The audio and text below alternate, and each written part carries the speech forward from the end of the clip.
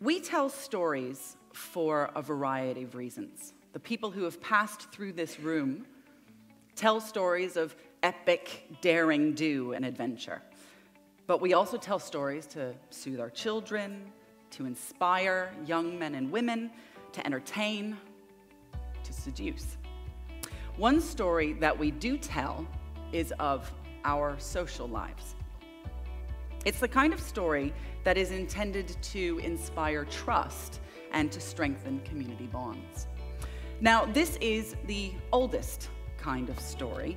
Millennia ago, they were called sermons, and high priests and medicine men would stand up on pulpits, and they would use the opportunity to tell these stories to reinforce social norms.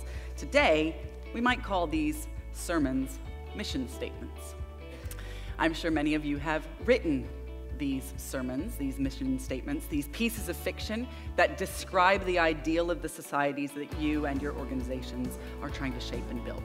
What we do at our heart is tell stories. And so that's why today I want to convey that it is quite important for us to all recognize that the nature of storytelling is changing. So let me explain why. It's a bit of music. In the old days, stories were sacred property. The ability to write and certainly to read was restricted to an elite few. You needed the skills and you needed the access, of course, to the means of dissemination.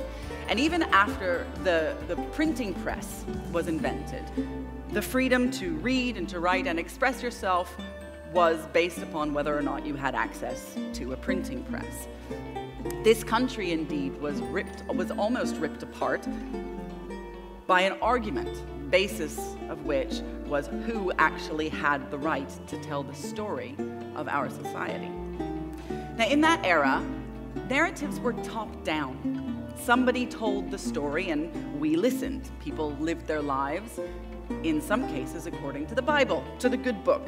And those who didn't, well, they were, shall we say, disappeared.